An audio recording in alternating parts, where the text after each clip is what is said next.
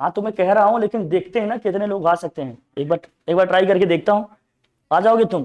पक्का? हाँ, चलो एक दिन हम लोग शर्त लगाएंगे, देखेंगे कितने लोग आ सकते हैं। हाँ, नहीं क्या? अरे यार, यार क्या दे, बताओ क्या चाहते हो मुझसे? क्या चाहते हो मुझसे, बताओ क्या दे? अब पार्टी चाहिए आप लोगों?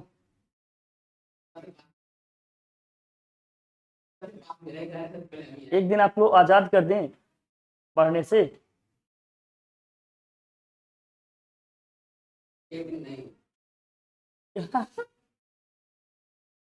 लॉज ऑफ थर्मोडायनेमिक्स, अरे तुम बेटा, तुम्हारी चिट भी तुम्हारी पट भी, हम तो दोनों ही तरफ से एकदम। लिखो भाई चलो, laws of thermodynamics, laws of thermodynamics, laws of thermodynamics लिखेंगे आज हम लोग। इसमें आगे आपके जीरो फर्स्ट सेकंड एंड अब सब इसमें आ जाएगा। लॉज ऑफ थर्मोडायनेमिक्स, इसमें सबसे पहले लिखिए zeroth law of thermodynamics. Zeroth law of thermodynamics क्या कहता है? जीरोथ लॉ समझेंगे। Zeroth law of thermodynamics, zeroth law of thermodynamics बड़ा सिंपल लॉ है, इसको समझ लेते हैं। Zeroth law of thermodynamics. अब मुझे ये बताओ, इसमें कुछ ऐसी कहानी है, जैसे जैसे हमने कह दिया ए इज इक्वल टू सी दिया है और बी इक्वल टू भी सी दिया है, तो क्या मैं ये लिख सकता हूं कि ए इक्वल टू सी होगा, ए इक्वल टू बी होगा? ए इक्वल टू सी है और बी इक्वल टू सी है, तो क्या ये हम लिख सकते हैं कि ए इक्वल टू बी होगा? सही है नहीं? बोलिए, लिख सकते हैं ऐसा? ऐसा ही है। तीन सिस्टम लेंगे, जैसे मान लीजिए ए बी सी तीन सिस्टम है, कहेंगे जो है वो ए है सी के साथ थर्मल थर्मल इक्विलिब्रियम में है। थर्मल इक्विलिब्रियम का मतलब दोनों के टेम्परेचर लेवल क्या है? सेम है। अब बी भी क्या है? सी के साथ थर्मल इक्विलिब्रियम में है, तो कह देंगे ए और बी भी किसमें होंगे? थर्मल इक्विलिब्रियम में। समझ आई बात? ए सी के साथ थर्मल इक्विलिब्रियम में है और बी भी क्या है? सी के साथ थर्मल इक्विलिब्रियम में है, तो हम कह देंगे ए और बी भी आपस में क्या होंगे? थर्मल इक्विलिब्रियम में। समझ आई? कि बिल्कुल सिचुएशन ऐसी है, A equal to C, B equal to C, तो ए इक्वल टू बी क्या हो जाएगा? बी हो जाएगा। सिंपल सी बात है। लिखा जाए इसको? लिखो, if two bodies A and B, if two bodies A and B, लिखिए if two bodies A and B, if two bodies A and B are in thermal equilibrium, are in thermal equilibrium with, if two bodies A and B are in thermal equilibrium with another body C, with another body C, then A and B are also in what? Thermal equilibrium with each other. Then A and B are also in thermal equilibrium.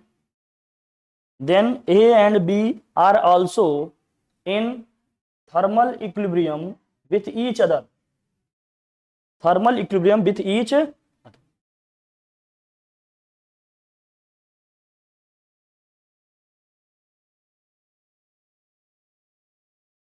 ठीक है, ये सब भी क्या हो जाएंगे? Thermal equilibrium में हो जाएंगे। अगर इसको बनाना चाहते हो तो बना लो, या तो कहिए मैं कुछ अलग बना दूं, आप लोग उससे बना लो। इससे बना लेंगे आप लोग? नहीं, इससे तो नहीं बना पाएंगे सर।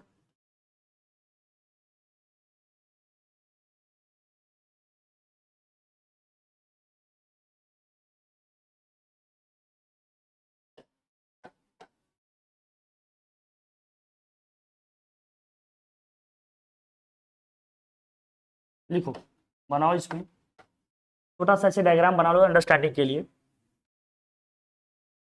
ये T1 है इसका, ये T2 है, इसका टेम्परेचर लेवल क्या है भाई?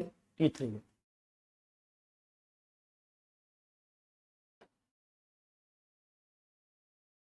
T1 है, T2 है और क्या है? T3 है।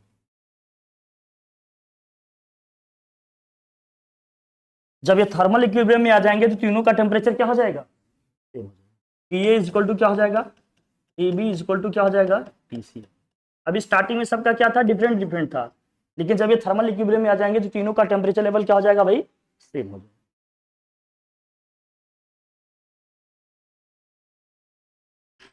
तो ए भी क्या है भाई, सी के साथ थर्मल इक्विलिब्रियम में है, बी भी क्या है भाई, सी के साथ थर्मल इक्विलिब्रियम में है, तो ए और बी भी आपस में क्या हो जाएंगे, थर्मल इक्विलिब्रियम में। कुछ ऐसी सिचुएशन है ए और बी भी क्या हो जाएंगे, थर्मल इक्विलिब्रियम में हो जाएंगे। ठीक है, डन। बहुत सिंपल सा लॉ है, इसमें कुछ है क्या, जल्दी से करिए आप लोग, ये इजी लॉ है, इनको आप जल्दी कर सकते हैं, थोड़ा सा तेज करिएगा। सबसे ज्यादा आपको फोकस करना है फर्स्ट लॉ पे, ठीक है, वही आपका न्यूमेरिकल के पॉइंट ऑफ व्यू से भी इंपॉर्टेंट है। बाकी सबका तो स्टेटमेंट है, बस पढ़ लो, लिख लो, बता दो, कहानी खत्म। ठीक है, हटाओ इसे।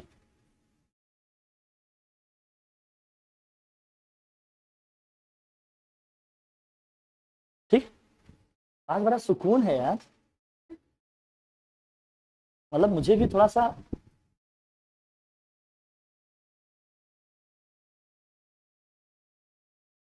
कौन है जो नहीं है, वाह भाई वाह, मानना पड़ेगा भाई। हाँ, बहुत बढ़िया, मतलब क्लास, आज मुझे रियलाइज हो रहा है क्लास मतलब ये होनी चाहिए। बहुत बढ़िया। अच्छा अच्छा, अब यहाँ से कोई निकल नहीं जाना अभी, हाँ तुरंत, सर मैं कमी पूरी कर दे रहा हूँ। फर्स्ट लॉ ऑफ थर्मोडायनेमिक्स बहुत इंपॉर्टेंट है ये, न्यूमेरिकल के पॉइंट ऑफ व्यू से भी, और हमें और अदर लॉज को भी समझने के लिए ये लॉ जानना हमें बहुत क्या है, जरूरी है, very very important. First law of thermodynamics, first law of what, thermodynamics. But बेटा उसमें इतना ही लिखना था। हाँ, अरे यार थोड़ा तेज करो भाई।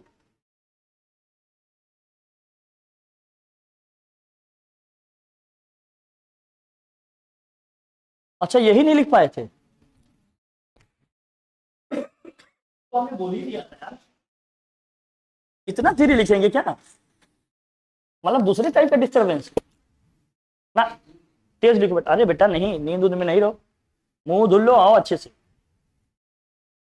जल्दी करो जल्दी करो, थोड़ा तेज करिए। आप लोग 11th के बच्चे हैं यार, आप लोगों को एकदम सिंसियर होना चाहिए, एकदम फटाफट काम करना चाहिए। 11th 12th का बच्चा जानते हो, मतलब 11th 12th के बच्चे क्लास में अगर टीचर घुसते हैं ना तो घबराते रहते हैं, पता नहीं क्या डाउट पूछ रहे, क्या क्वेश्चन पूछ रहे, क्योंकि बहुत क्रिएटिव माइंड वाले बच्चे होते हैं।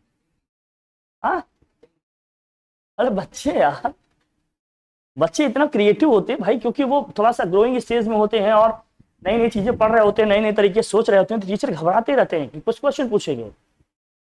अरे मैं तो आज तक नहीं घबरा पाया, मतलब आप लोग समझ गए, थोड़ा सा आप लोग भी पूछो, आप लोग, मैं भी थोड़ा घबरा हूं तो अच्छा लगेगा मुझे भी। हाँ, अरे नहीं, अरे यार कभी मारे हैं इसके लिए किसी को, तो क्वेश्चन ऐसा नहीं पूछना। हाँ, ये है law of conservation of energy, जो फर्स्ट लॉ ऑफ थर्मोडायनेमिक्स है, law of conservation of energy, आपने पढ़ा होगा ना। Energy can neither be created nor be what, it can only be converted या transform from one form to, hence the total energy of the system या isolated system remains what, लिख लो, energy can neither be created,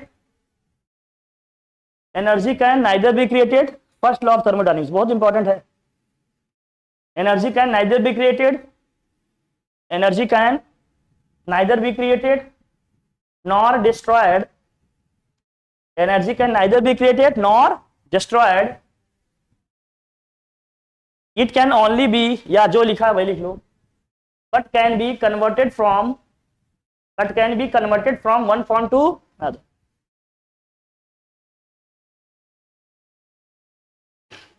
that can be what, but can be converted from one form to another, hence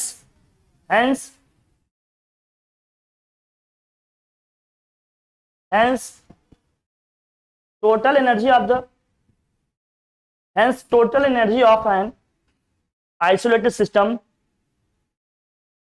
hence total energy of an isolated system, hence total energy of an what isolated system always conserved या remains constant, always conserved या फिर what remains constant, always conserved या remains constant, या तो conserve कह दें या क्या रहेगा,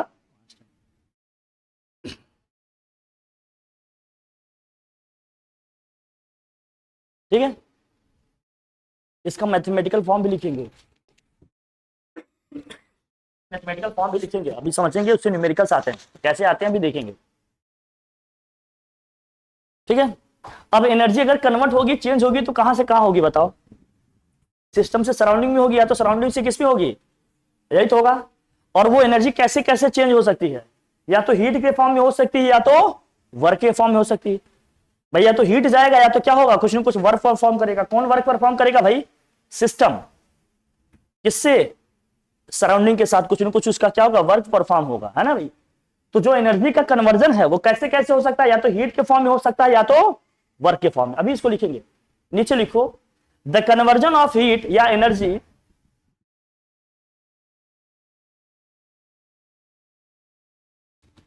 द कन्वर्जन ऑफ हीट या फिर what energy can be carried out in two different ways, can be what carried out in two different ways, in two different ways. पहला क्या है भाई, लिखो हीट, दूसरा क्या है भाई वर्क। या तो हीट के फॉर्म में होगी या तो किसके फॉर्म में होगी, वर्क के फॉर्म में होगी। या तो क्या होगा, हीट होगा, या तो क्या होगा बच्चा, वर्क होगा।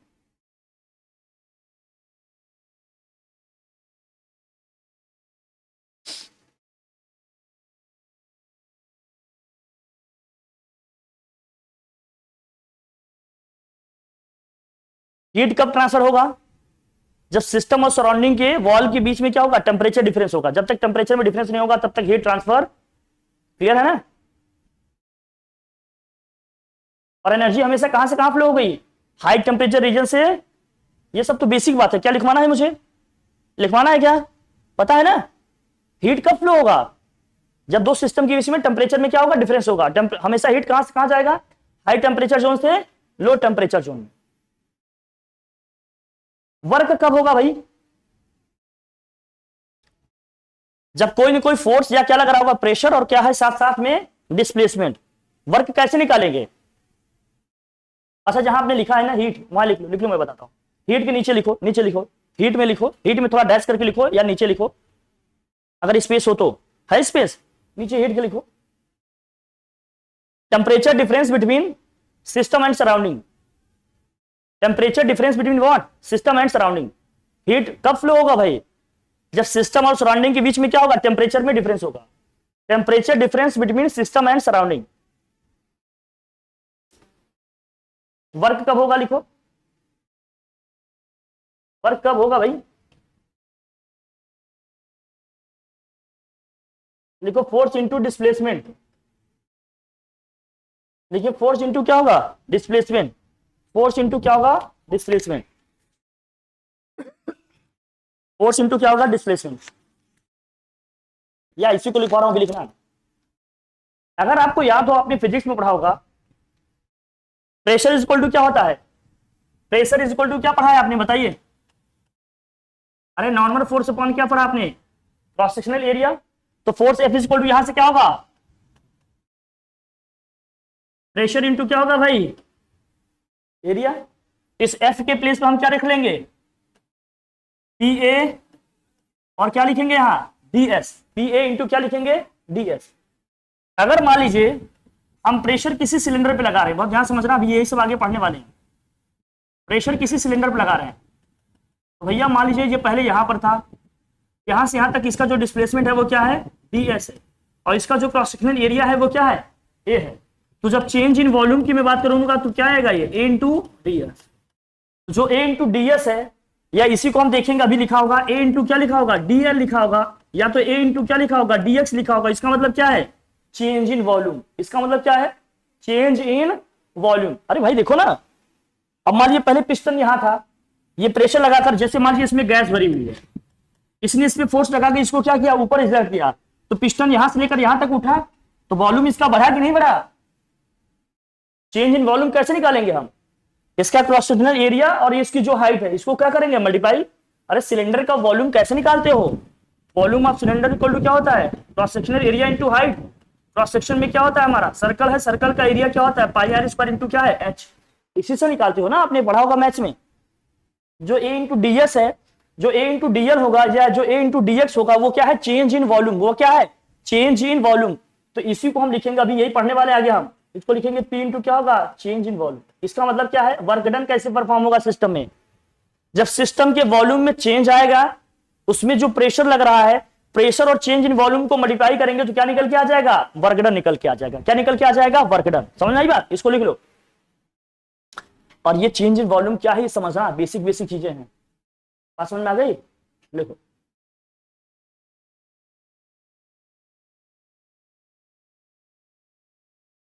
क्या ये नहीं समझ में आया, मैं दोबारा बताऊं क्या, नहीं आया, आ गया सबको?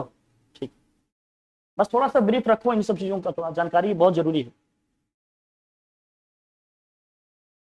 जल्दी करिए, थोड़ा जल्दी करिए, अभी इसको लिख लो, अभी इसको पढ़ेंगे आगे हम लोग। हाँ ठीक है,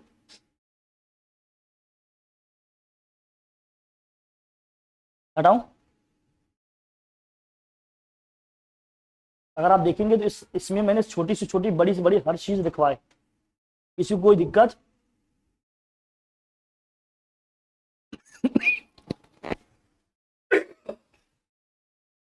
क्या हो गया, नहीं लिख पाई थी क्या? क्या हीट की यूनिट क्या होती है, हीट की यूनिट क्या होती है?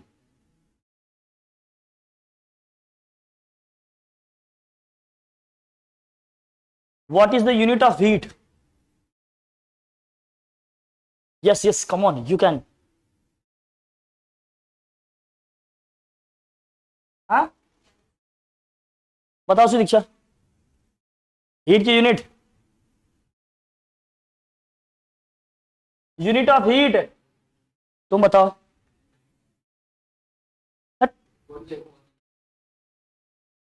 हीट की यूनिट क्या होगी? अरे यार यही पढ़ोगे क्या, कैलोरी या फिर क्या होगा? 1 कैलोरी में कितने जूल होते हैं भैया? ये तो बेसिक यार, मैं स्किप कर देता अभी, लेकिन यही है कि मेरे माइंड में स्ट्राइक किया कि बता दो।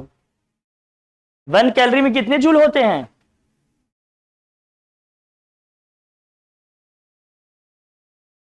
4.186 जूल, या इसी को अप्रॉक्स क्या लिखते हैं आप, 4.2 जूल।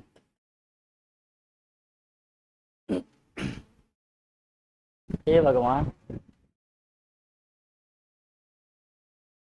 1 कैलोरी इक्वल टू होता है 4.186 जूल या 4.2 जूल, लिखा है इसको। तब डेटा याद रहना चाहिए, न्यूमेरिकल्स होंगे नहीं बच्चे।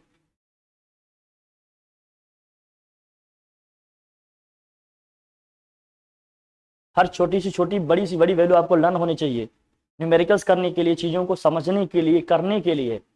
एकदम सिंसियरली इन सब चीजों को हमेशा नोट किया करो। हटाऊं?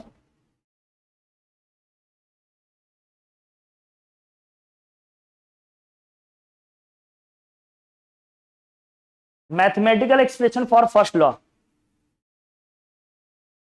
Mathematical expression for first law.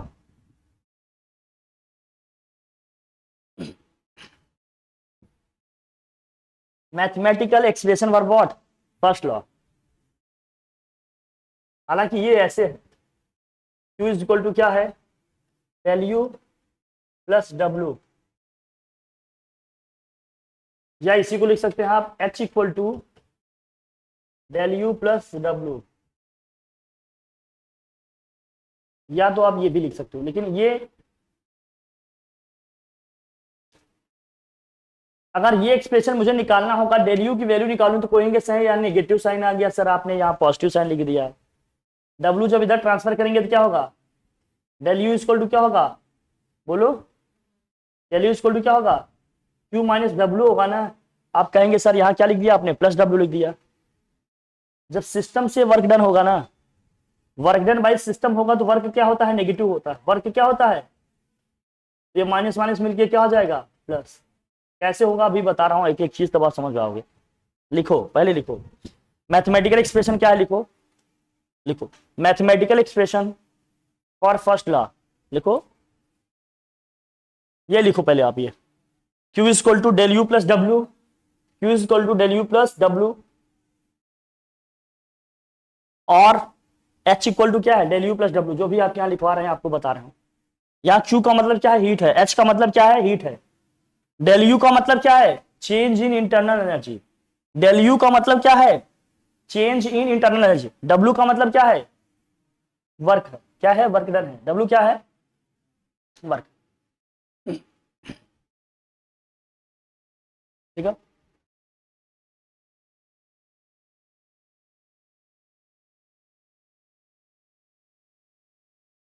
अब लिखिए क्या है, स्टेटमेंट क्या है इसका, लिखिए it means if we provide if we provide if we provide some amount of heat to a system, if we provide some amount of heat to a system, if we provide some amount of heat to a system, then it's some part, इसका heat का some part, it's some part will used in increasing internal energy of the system, in increasing internal energy of the what, system, and the remaining part will use, and the what, remaining part will use,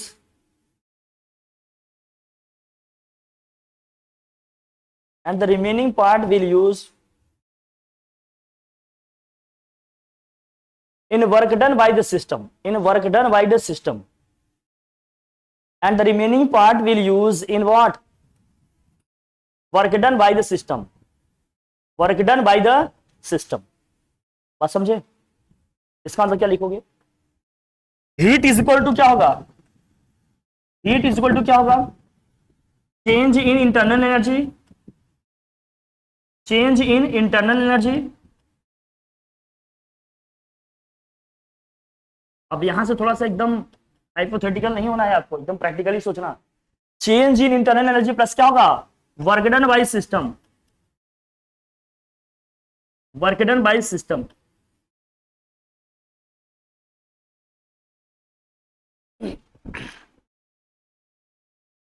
work done by system.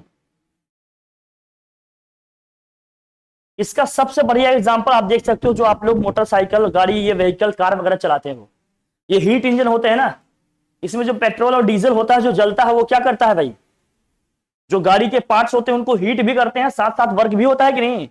जो गाड़ी के parts हुए, heat हुए, इसका मतलब क्या है, उसकी इंटरनल एनर्जी क्या हो गई, इंक्रीज हुई, और साथ साथ क्या होता है, वर्क भी परफॉर्म करता है कि नहीं, वो होता है कि नहीं है। तो जो भी हीट हम दे रहे हैं इंजन को, कुछ पार्ट हीट का क्या यूज हो रहा है, इंजन के पार्ट्स को गर्म करने में, दूसरा कहां यूज हो रहा है, इंजन से क्या कराने में, वर्क कराने में, होता है कि नहीं। यहां लिखेंगे आप, एक्सप्रेशन में क्या बनाया आपका, यही जो हमने लिखा था अभी, Q इज इक्वल टू आपने क्या लिखा, डेल यू प्लस क्या हो गया भाई, W। अब आप लिखेंगे since work done by system will be negative, since work done by the system will negative,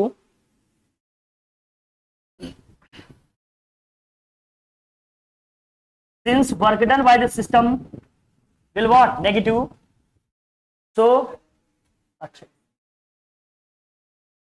since work done by system will what, negative, so this equation can be rewrite, Q is equal to क्या हो जाएगा, del you, और यहां क्या हो जाएगा, minus W आ जाएगा। क्यों, क्योंकि वर्क डन बाय सिस्टम क्या होता है, नेगेटिव होता है। तो ये हो जाएगा Q इज इक्वल टू ये हो गया डेल यू माइनस डब्ल्यू। जब माइनस डब्ल्यू को हम राइट साइड लाएंगे तो क्या हो जाएगा, जरा बताना, बोलो भाई। माइनस माइनस क्या हो जाएगा, ये प्लस। तो डेल यू इक्वल टू क्या हो जाएगा, क्यू प्लस डब्ल्यू। इसलिए एक्सप्रेशन में लिखा है क्या, del U equal to Q plus W. क्यों लिखा है, समझ में आया, ये ऐसा इसलिए लिखा, समझे क्यों वहां प्लस लिखा है, क्योंकि वर्क डन बाय सिस्टम क्या होता है, नेगेटिव होता है। फिर जब ये माइनस डब्ल्यू इस साइड आएगा तो क्या हो जाएगा, प्लस हो जाएगा, इसलिए डायरेक्ट ऐसे लिखा गया है। कोई भी चीज जो सिस्टम की एनर्जी को घटाएगी उसको हमेशा क्या लेना है, नेगेटिव। ठीक है, जब सिस्टम वर्क करेगा तो एनर्जी घटेगा कि नहीं, जैसे तुम काम करते हो तुम्हारी बॉडी की एनर्जी घटेगी कि नहीं, कोई भी एक्टिविटी कोई भी फंक्शन अगर बॉडी की एनर्जी या सिस्टम की एनर्जी घटाएगी तो हमेशा क्या होगी, नेगेटिव। अब मैं इसको लिखवा देता हूं, इसको लिखा आप लोगों ने, इसको ब्रैकेट बॉक्स में लिख लो, और ये साइन कन्वेंशन आप लोग लिख लो, जरूरी है। ये मैं सब बना के रखा हुआ है, इसलिए मैंने पूरा लिख दिया, सब लिखो पूरा A to Z, साइन में कोई कंफ्यूजन नहीं होना चाहिए। इसको नोट करो फटाफट, में आया अली, बेटा अली, या अली अली अली अली, अच्छा कोई बात, लिख लिया बच्चा आप लोग। देखो क्या कर रहे हैं, इंटरनल एनर्जी में चेंजेस कब आएंगे, इंटरनल एनर्जी में चेंजेस कब आएंगे, जब क्या होगा भाई, heat pass into out of the system, मतलब सिस्टम से क्या होगा, बाहर हीट जाएगी, तब भी इंटरनल एनर्जी में क्या आएगा। बेटा बेटा प्लीज प्लीज उसको मत देखो, मुझे भी देख लो, मुझे भी देख लो। हाँ, जब सिस्टम से हीट बाहर निकलेगा सराउंडिंग में, तब भी इंटरनल एनर्जी में क्या आएगा, चेंज आएगा। और कब चेंज होगा, जब बाहर से हीट सिस्टम में आएगा, तब भी इंटरनल एनर्जी में क्या होगा, चेंज होगा। वर्क डन इज ऑन और बाय द सिस्टम, चाहे सिस्टम पे वर्क हो चाहे सिस्टम के द्वारा वर्क हो, तब भी इंटरनल एनर्जी में क्या आएगा, चेंज आएगा। और कब होगा, मैटर इंटर और लीव्स द सिस्टम, या सिस्टम से बाहर हम कुछ निकालेंगे या सिस्टम के अंदर कुछ डालेंगे, कोई भी चीज बस, तब भी उसकी इंटरनल एनर्जी में क्या आएगा, चेंज आएगा। और हमने साइन की बात की थी भैया, साइन कन्वेंशन की हमने बात की। देखो कोई भी चीज जो सिस्टम की एनर्जी को इंक्रीज करेगा उसको हम क्या लेंगे, हमेशा पॉजिटिव। कोई भी चीज जो सिस्टम की एनर्जी को डिक्रीज करेगा उसको हमेशा क्या लेंगे, हम नेगेटिव। अब जरा ध्यान समझना इसमें क्या है, heat is release by the system, तो इसको हम क्या लेंगे, नेगेटिव। जब सिस्टम हीट रिलीज करेगा तो उसकी एनर्जी घटेगी ना, तो इसको हम क्या लेंगे, हमेशा negative. Work done on the system, हमेशा क्या होगा, सिस्टम पे वर्क करेंगे तो हमेशा क्या होगा, पॉजिटिव। लेकिन वर्क डन बाय सिस्टम होगा तो क्या लेंगे, अभी लिखा था हमने, वर्क डन बाय सिस्टम लेंगे तो भाई सिस्टम की एनर्जी कंज्यूम होगी ना, घटेगी ना, उसको हम क्या लेंगे, नेगेटिव। और heat absorb by the system, जब सिस्टम हीट एब्जॉर्ब करेगा तो उसको हम क्या लेंगे, जब सिस्टम हीट एब्जॉर्ब करेगा तो उसको हम क्या लेंगे, हमेशा पॉजिटिव। सिस्टम हीट रिलीज करेगा तो उसको हम क्या लेंगे, हमेशा नेगेटिव। क्लियर है साइन कन्वेंशन। इसको हम लोगों ने लिख लिया भैया, मैथमेटिकल जो एक्सप्रेशन आया del U equal to Q plus W, क्यों आया समझ में आया। अदरवाइज हम क्या फॉर्मूला पढ़ेंगे, Q equal to del U plus W, Q equal to हमने क्या लिखवाया, डेल यू प्लस डब्ल्यू होगा। क्लियर है, ध्यान रहेगा आप लोगों को, ये सारी चीजें इसमें थी। अब हीट कैपेसिटी क्या होता है, ये सारी चीजें क्या है, ये सब टर्म्स क्या हैं, इनको हम लोग एक एक करके पढ़ लेंगे बाद में, लेकिन अभी तो इसको देखना पड़ेगा। हीट कैपेसिटी क्या होता है बता दो, इसको लिखो जरा, टर्म्स लिखो। हीट कैपेसिटी क्या होता है, हीट कैपेसिटी क्या होता है भी लिखो। हीट कैपेसिटी देखो, यहां पर वाटर का टेम्परेचर क्या है, कोई भी लिक्विड है उसका टेम्परेचर क्या है, 35 डिग्री सेल्सियस। यहां पर कितना है, 36। तो इसका टेम्परेचर, कोई भी चीज है, इसका टेम्परेचर 1 डिग्री सेल्सियस बढ़ाने के लिए हमें जितने अमाउंट में हीट देना पड़ेगा इसको, उसी को हम क्या कहेंगे, उसका हीट कैपेसिटी। हीट कैपेसिटी का मतलब क्या है, किसी भी सिस्टम या किसी भी बॉडी सिस्टम का टेम्परेचर 1 डिग्री सेल्सियस बढ़ाने के लिए जितना हीट हमें देना पड़ेगा, उसी अमाउंट ऑफ हीट को हम लोग क्या कहेंगे, हीट कैपेसिटी। समझ में आ रही बात, लिखो लिखो, the amount of heat required to raise the temperature of the system, the amount of heat required to raise the temperature of the system, the amount of heat required to raise the temperature of the system by 1 degree Celsius, by 1 degree Celsius is called what, heat capacity, is called heat capacity. It is denoted by capital C or what, it is denoted by capital C या फिर CT, ऐसे लिखो। अब सीटी क्या है, CB क्या है, सीएम क्या है, अभी हम आगे कल बात करेंगे, इस पे बात करेंगे, ठीक है, डिटेल में बताएंगे। आज के लिए फिलहाल इतना ही रखते हैं, इतना पढ़ के आइएगा, रिवाइज करके आइएगा, ठीक है। आज वाला जरूर रिवाइज करके आना, तभी आगे का समझ में आएगा, अदरवाइज समझ में, ओके, ठीक है, थैंक यू सो मच।